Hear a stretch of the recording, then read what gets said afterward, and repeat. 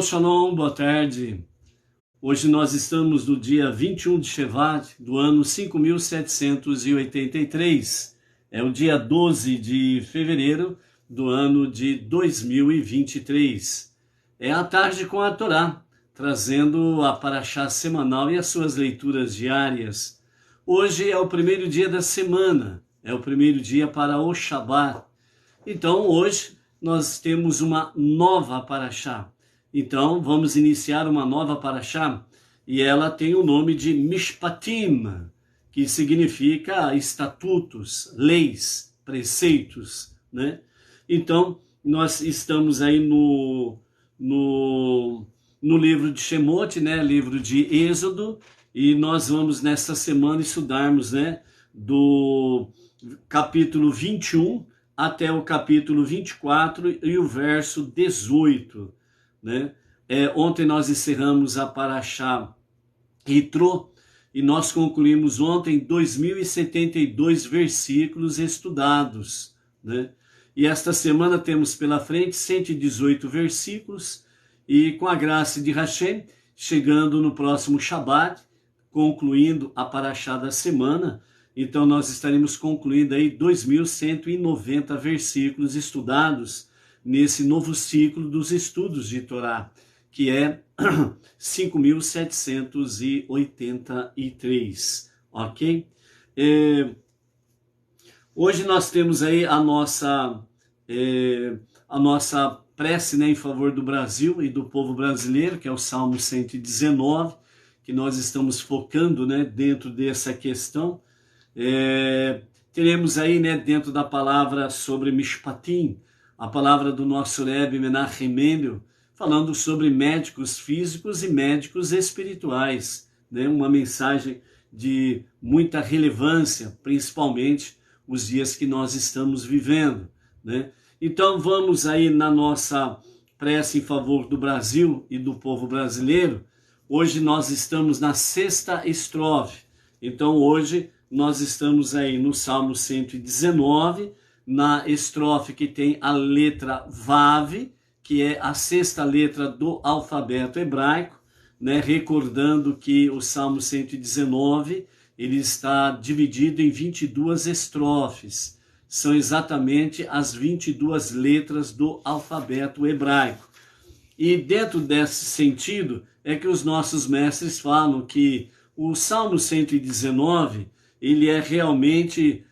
nos descreve, né, o empenho para uma vida fiel e autêntica de acordo com a Torá, independentemente da época, tempo, lugar, circunstâncias ou ambiente social. Então, tudo isso daí é para formar, de fato, né, o nosso serviço de Deus através da Torá e dos seus preceitos, né? Nesse sentido, nós temos aí outra coisa. No dia de hoje, né, nos vários grupos, né, Beneinor, pelo WhatsApp, por exemplo, né, estão aí correndo, né, um vídeo sobre o Rebbe, né, o pessoal que vai ali ter uma audiência com o Rebbe, recebe $1, né, da mão do Rebbe, recebe o dólar no sentido de que as pessoas sejam estimuladas a praticarem tzedakah, atos de caridade, bondade, doações, ofertas, dízimos, etc. e tal, né? E sempre recebendo uma palavra do Rebbe, né? Então ali no vídeo tem um momento em que um pai, né, leva o seu filho, já moço, né? E ali com o Rebbe ele diz, né, o meu filho, né, ele vai voltar para o estudo da Torá. E aí o Rebbe pergunta para o pai, né, por que ele parou de estudar a Torá?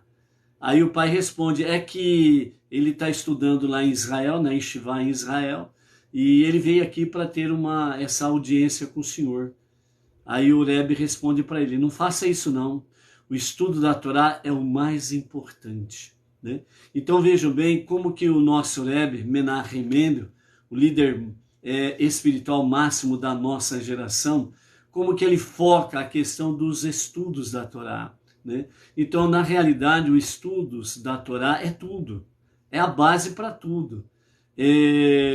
Em outro momento, né, nós temos aí a palavra dos nossos sábios, né, e nós vimos essa semana que passou, que Deus e a Torá é uma única coisa.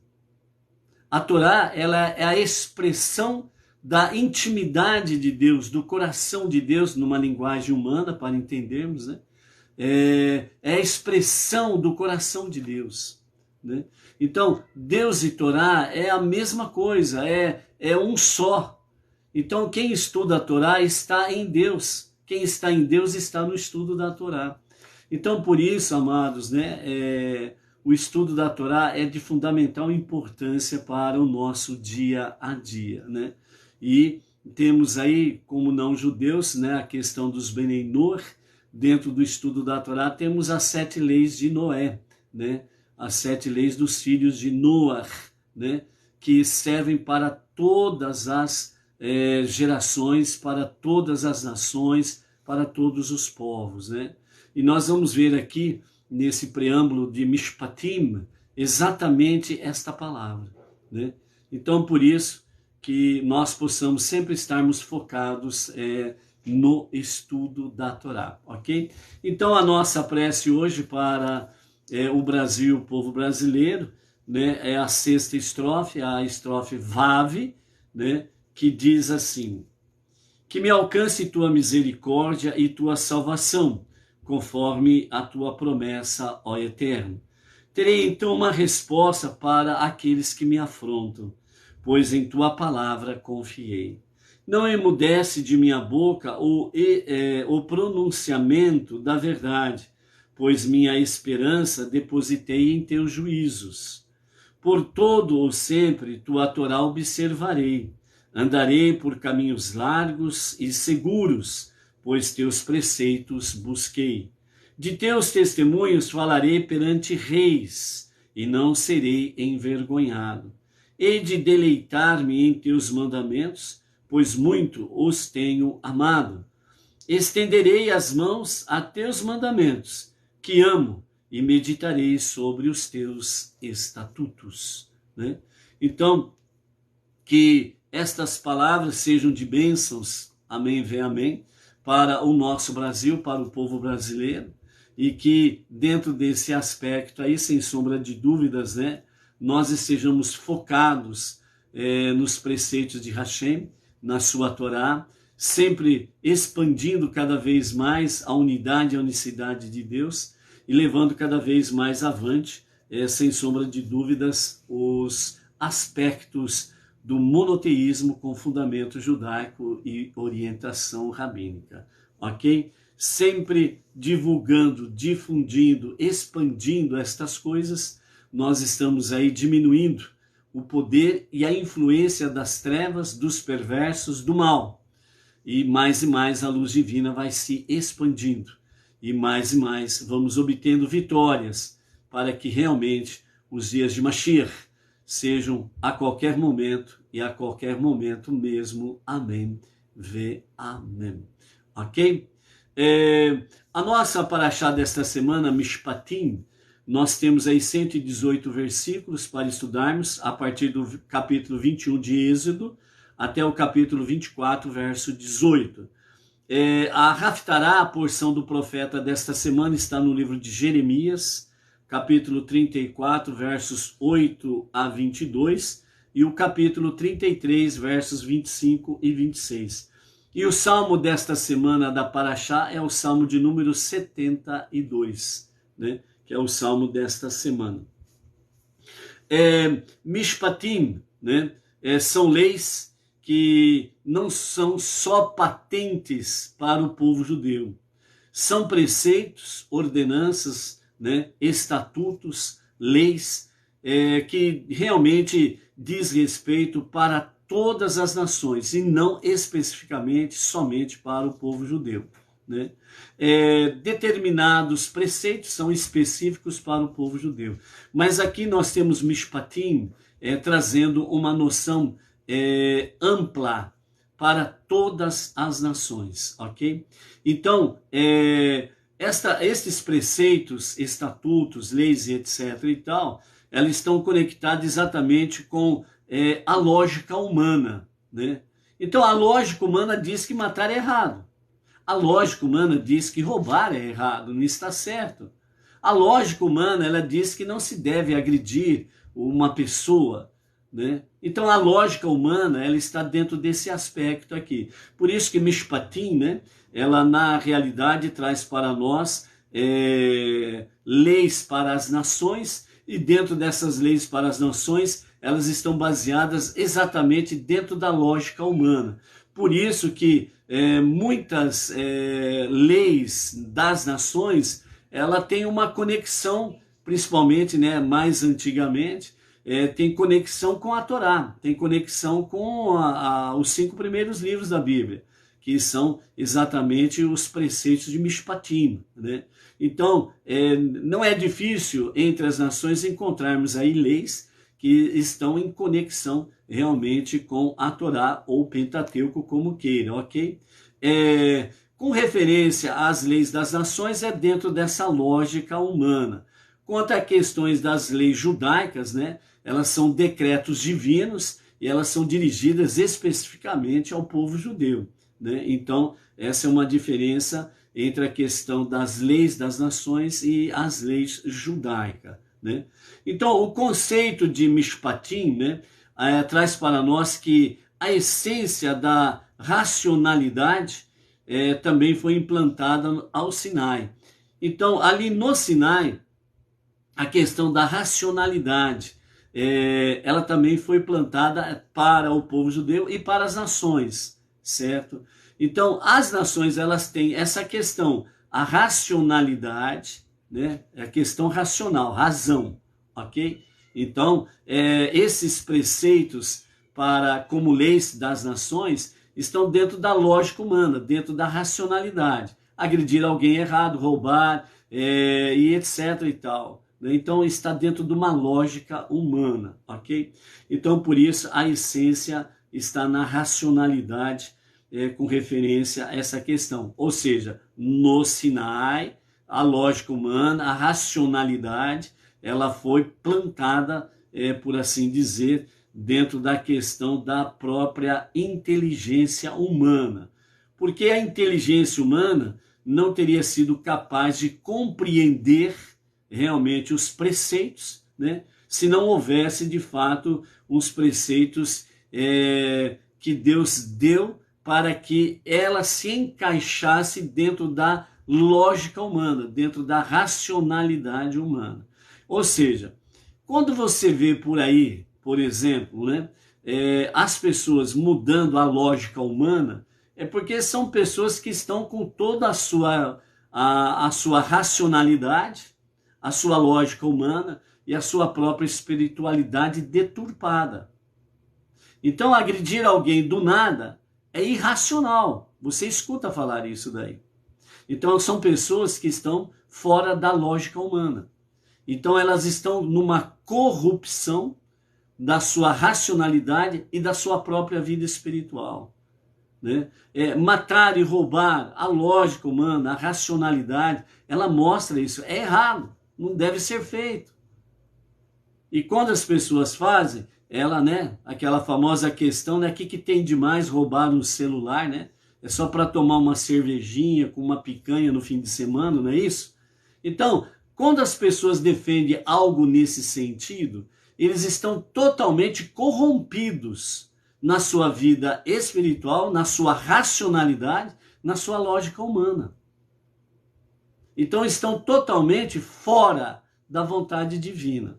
Então, quem concorda com os tais é porque também estão dentro desse mesmo patamar.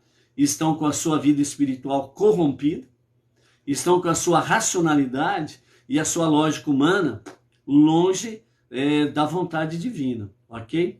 Então, por isso, o conceito de Mishpatim é para que nós estejamos dentro dessa questão, realmente valorizando a inteligência humana que Deus concedeu a cada ser humano. Então, quando a pessoa ela foge à lógica humana, da sua racionalidade, da sua inteligência humana, então ele está realmente numa rebeldia contra Deus. né? E aí você sabe as consequências dela, sem sombra de dúvidas, né? Então, a Torá, ela é plantada. Aliás, a Torá, ela é a planta que foi usada por Deus para criar o mundo, o universo. Então, é aquela velha questão, né? A Torá é o projeto de Deus. Por isso que Torá e Deus é um. Eles estão em união, em unidade plena. Por isso que a Torá celestial, a Torá espiritual, ela continua no céu. Por quê? Porque na configuração depois da rebelião, da desobediência, do pecado de Adão, né? Então a Torá divina, ela não pôde se revelar aqui como ela o é, ok? Por quê? Porque a Torá e Deus é um. Quem está na Torá está em Deus. Quem está em Deus está na Torá. Então, o que Deus concedeu no Monte Sinai, a Torá, é a parte física para que pudéssemos ter realmente um reflexo daquilo que está nas regiões celestiais da Torá divina. Nos dias de Mashiach, essa Torá divina, ela será mais presente e mais plena.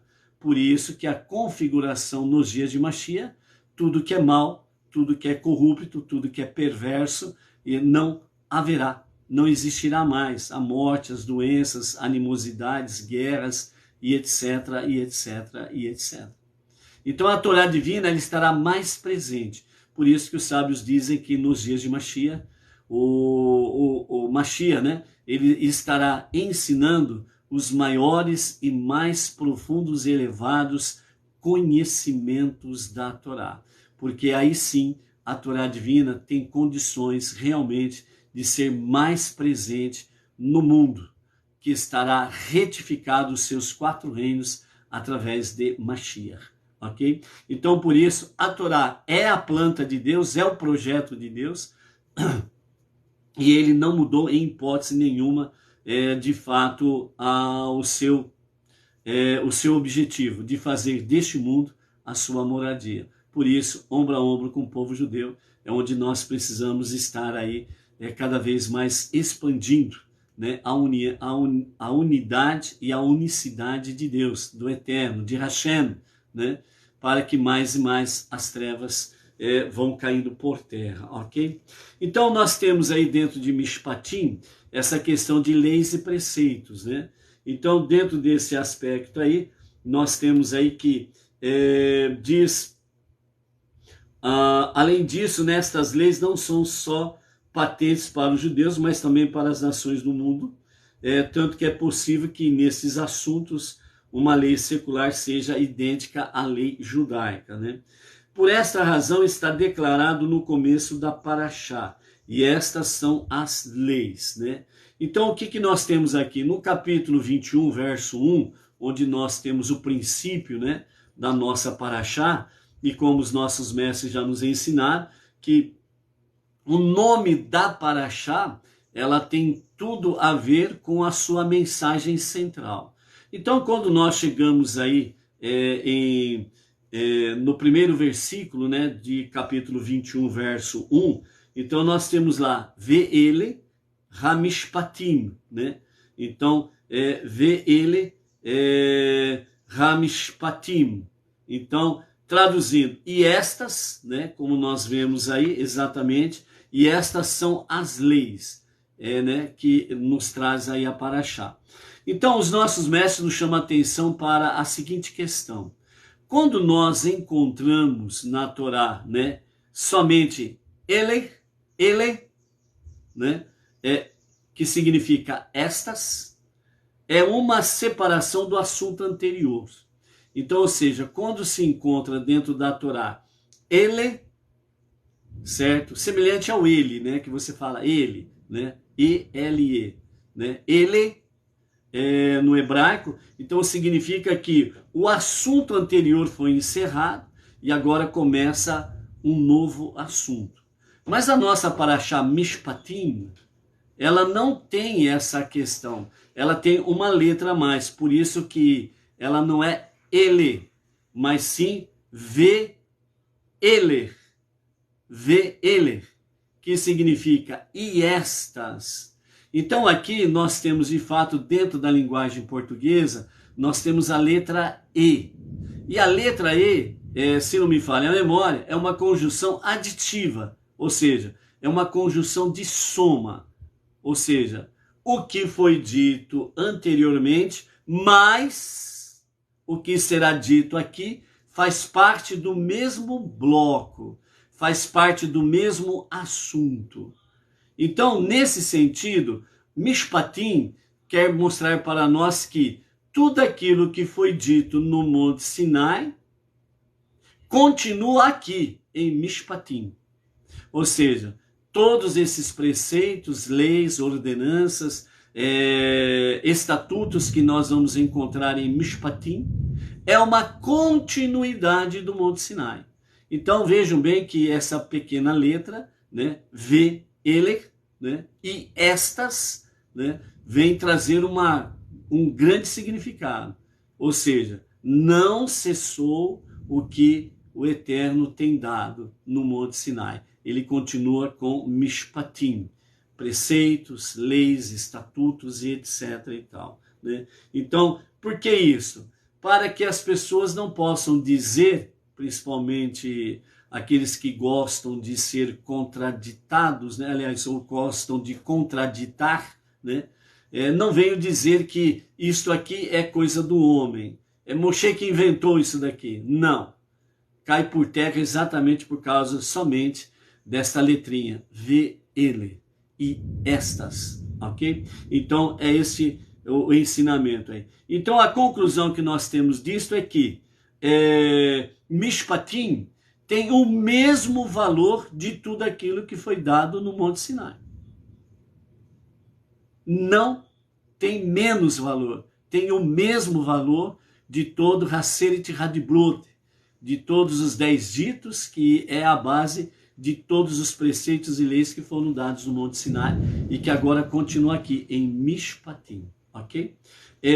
No momento nós estamos com um tempo muito pesado aqui de chuva, onde nós teremos aí, né, trovões, relâmpagos e chuva pesada chegando. Se de repente cortar, é porque energia e companhia limitada foi pro zero, ok? Continuando então, em razão disto, estas leis são expostas perante eles e não perante as nações, né?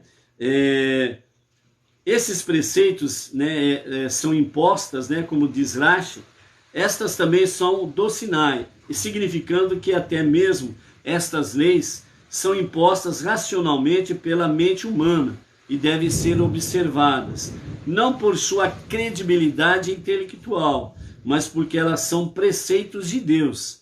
Apenas que Deus quis que estas leis fossem compreendidas pelo homem. E em razão disto, estas leis são expostas perante eles, né? E não perante as nações, até mesmo quando a decisão deles conhecida, uma vez que as leis deles estão baseadas na lógica humana, e é preciso observar os nossos preceitos como decretos divinos, né? Então, nesse sentido, Rashi ele quer focar assim, mesmo que as leis elas sejam dentro de uma lógica humana para as nações, mas o povo judeu jamais pode perder esse seguinte ponto de vista: são decretos divinos. Mesmo que as nações não reconheçam como decretos divinos, o povo judeu jamais poderá esquecer disso. Então, nesse sentido, amados, né, o povo judeu sempre tem esta visão e esta crença. Todos os mishpatim, leis, decretos e preceitos, somados com aquilo que foi dado no Monte Sinai, são e sempre serão decretos divinos. Tá certo? Então, o conceito de Mishpatim do Sinai insinua que a própria essência da nossa racionalidade também foi implantada no Sinai. ok?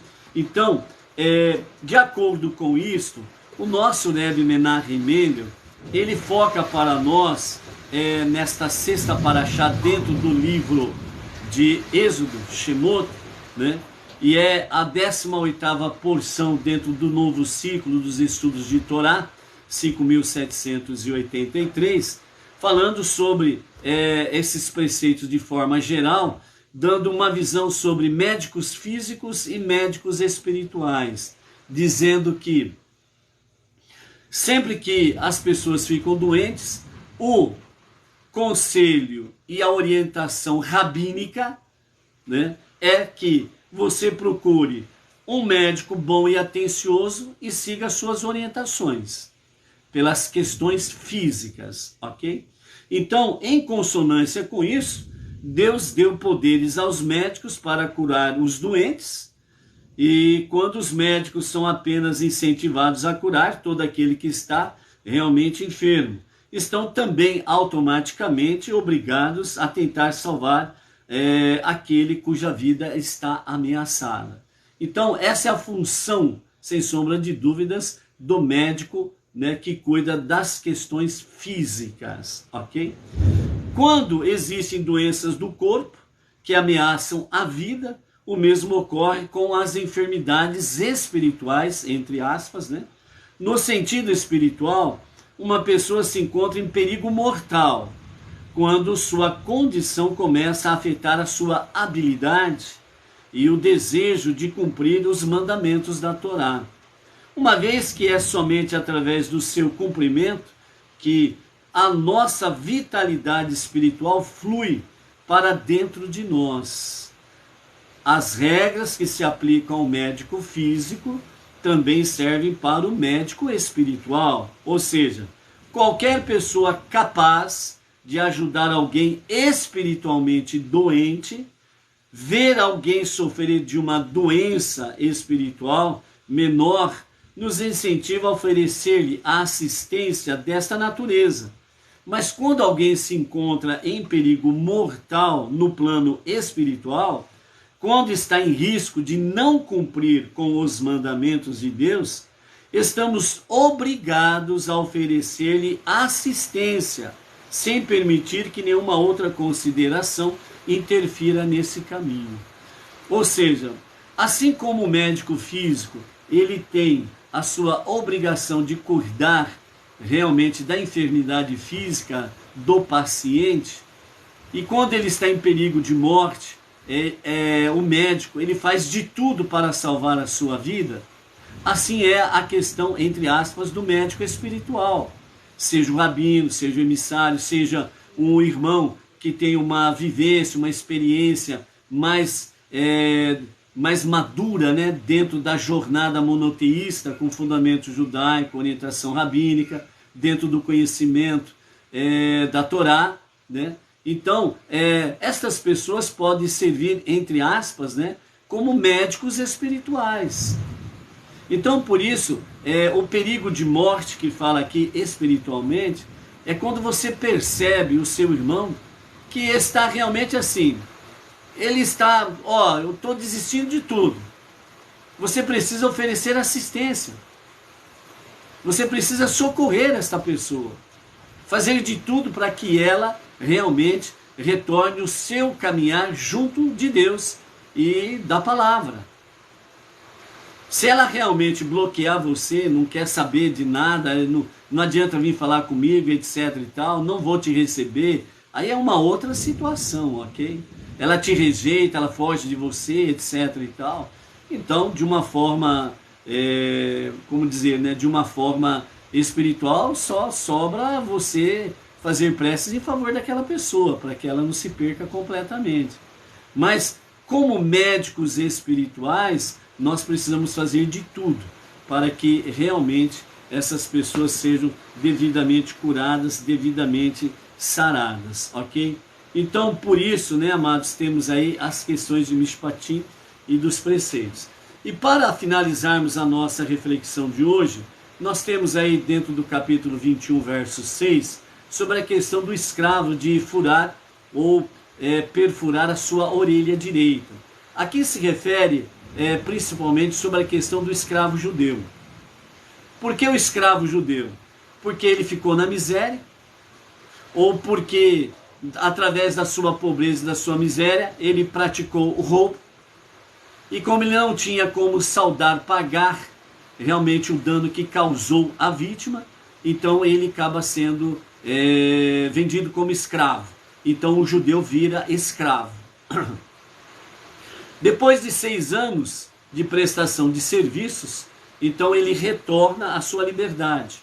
É dada a ele a liberdade. E aí então ele diz que não quer ser livre, ele quer continuar escravo ali do seu senhor. E então aí fala que ele precisa ser levado perante juízes, e ali ele vai declinar a sua vontade de permanecer escravo. Então se ele permanece escravo, então a sentença é para que a sua orelha direita seja, no seu lóbulo, seja ali cortada, perfurada, ok? Dentro desse aspecto aqui, a pergunta é: por que a orelha direita? Primeiramente, a orelha esquerda, ou o lado esquerdo do ser humano, é considerado o lado mais fraco, e o lado direito é considerado o lado mais forte. Portanto, a orelha ou o ouvido esquerdo é mais fraco, e a orelha direita, o ouvido direito, é o mais forte. E por que ele é perfurado?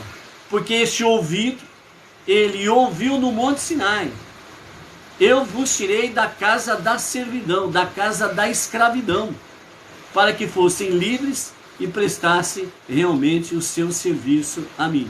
Ou seja, o que os sábios falam é que Deus libertou o povo judeu, certo? Para não ser escravo de perversos, idolatria e companhia limitada, mas que ele fosse, entre aspas, escravos de Deus, no sentido de servir a Deus. Então a nossa prestação de serviço a Deus diária é, entre aspas, como se fôssemos escravos de Deus. Que seja, nós temos um compromisso para com Deus diariamente em nossa vida. Então este ouvido judeu, que ouviu no Monte Sinai estas coisas, e agora ele quer ser escravo. Então este sinal é para que aquele que ouviu no Monte Sinai: eu vos libertei do Egito, e agora quer ser escravo? Então era um sinal negativo. Por quê? Porque todo o povo judeu, quando saiu do Egito, saíram riquíssimos. Se ele tornou-se pobre e miserável, é porque ele não soube usar a sua riqueza, ele não soube usar os seus bens. E ele simplesmente esbanjou, ficou pobre e miserável. E agora ele restou para ele roubar. E roubar nunca é aceito isso. Ou seja, realmente o roubo, ele não é aceito em nenhuma circunstância. E ele praticou isso. Ou seja, ele foi negligente nos seus bens, na sua riqueza, e ele foi negligente aos mandamentos divinos, que estava lá no Monte Sinai: não roubarás. Então o ouvido direito, que ouviu não roubarás, ele foi e roubou, e ele ficou escravo, e agora quer continuar escravo. Então é feito esse sinal, Então isso significa que a pessoa não está dando o devido valor para aquilo que Deus está lhe dando. Por isso, nesse aspecto, amados, não percamos as oportunidades que Deus nos dá e sejamos autênticos em servir a Deus com verdadeira kavaná, que significa verdadeira intenção do coração. Ok? Amanhã estaremos de volta. Shalom, shalom.